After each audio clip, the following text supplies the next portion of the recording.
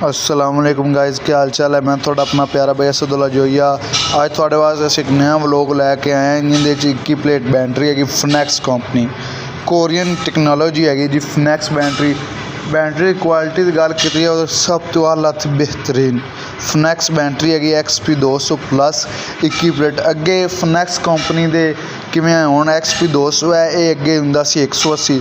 उन्हें इहदे च इजाफा तब्दीली करन दे नाल XP 180 नूं 200 प्लस कर दिता।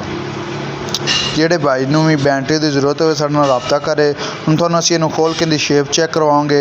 अगर तुसीं साडे चैनल ते नवें ने साडे चैनल नूं लाइक शेयर सबसक्राइब जरूर करो और घंटी के निशान में जरूर दबाओ क्योंकि नवीं आने वाली वीडियो तुहाडे तक जरूर पहुँच सके।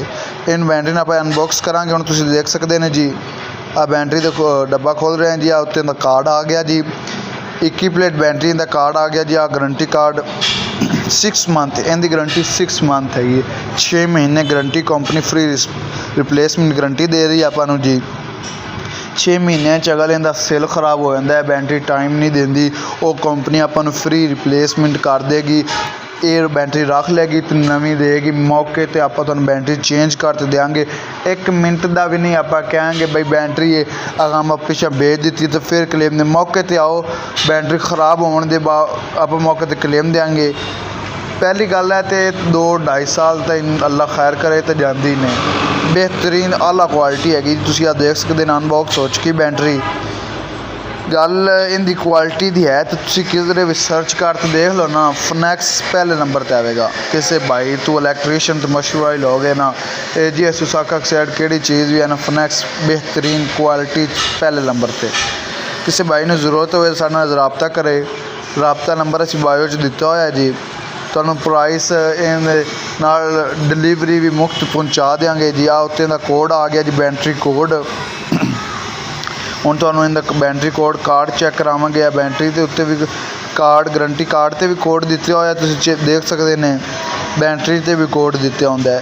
इहदे खरीदार दा नाम फोन नंबर ते सीरियल नंबर बैटरी ते भी होगा। तुसीं देख सकते हैं 16 और 0091 है, वो भी एंड देख लो 0091 है जी। गारंटी कार्ड है इनकी वजूहत इन किस वजह तो गारंटी देंगे। इनू शॉर्ट सर्किट की वजह तो गारंटी नहीं आ। तुम चेक कर देंगे सेल बेहतरीन मोटी प्लेट इहदे च हैगी है जी, किंदी वजह तो ये बहुत ही ज़्यादा टाइम कटती है।